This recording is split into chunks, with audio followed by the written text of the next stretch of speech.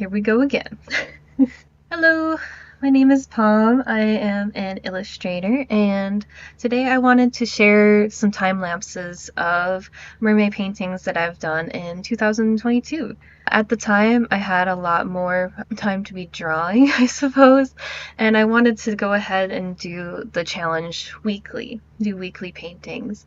I feel like every day art challenges when it has the full 30 to 31 days in Inktober and mermay are they're very glamorous seeming, like, oh, if you can finish this, like, you're gonna get so much engagement and you're going to get a lot of improvement out of it because you're going to be drawing and in some cases rendering or inking a single piece every day, or if you plan enough in advance, if you kind of get ahead of the game in a month in advance or so. Maybe you're just drawing or rendering like once a day, but you have the sketches prepared. I've seen all sorts of ways of tackling these sort of monthly, daily, weekly art challenges.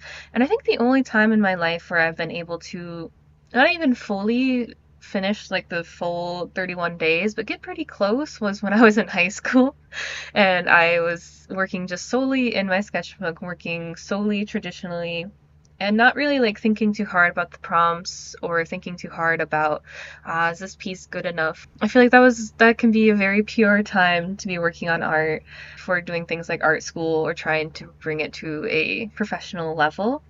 But with challenges like this, I do think it's important to balance both like the capacity you actually have each day, since, depending on the quality of piece you want to make, like if you want to make a fully rendered piece every day for a month, that's booking out at least like 2 to 4 hours, possibly more of your time each day, which it shouldn't be taking out from things like eating or sleeping or resting. That is, at least my personal opinion, that it should not be something that is detrimental to your health or well-being. Because in the end, these challenges are ultimately for fun. Like, there is the aspect of maybe if a certain larger account or Discord server or something along those lines provides a prompt list, like that is going to get more engagement and more eyes on your work that might stick around. So I always do find that these challenges are worth like dabbling in at least a little bit. Whether you can handle maybe one piece to kind of celebrate the artist event. Just one piece, not too bad. But if you decide to do the full amount of days, I simply applaud you and I hope that you are doing well. When I was doing these mermaid pieces, I was following a prompt list that was weekly. So every single week the account, which unfortunately I can't really remember the account at this, they were adding it to their Instagram story because I posted these just on Instagram at the time. Nowadays I'm trying to be active both on like bluesky, a little bit of Instagram, YouTube, keeping it kind of all spread out and all that sort of good stuff.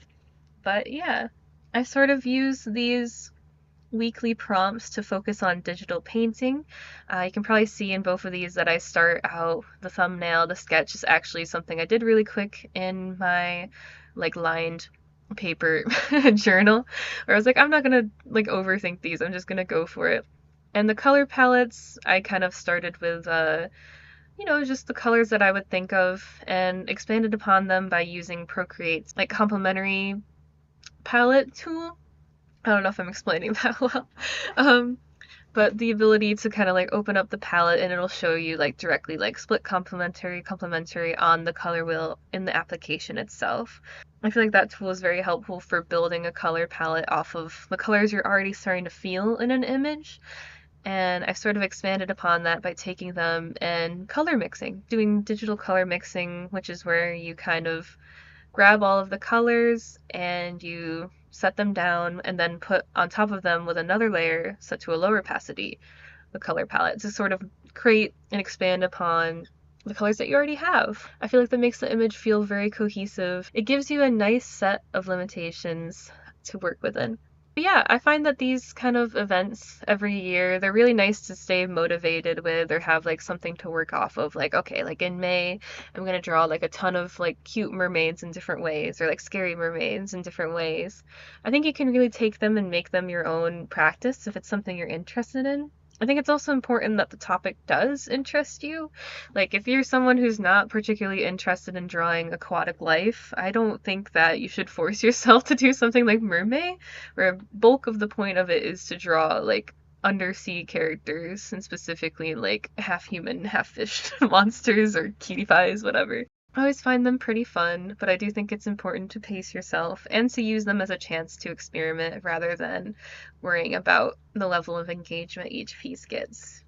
I'll be sharing the other two illustrations that I created this year in another video, so look forward to that.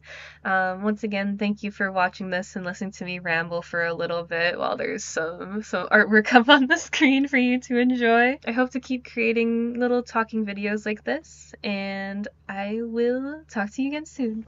Bye bye!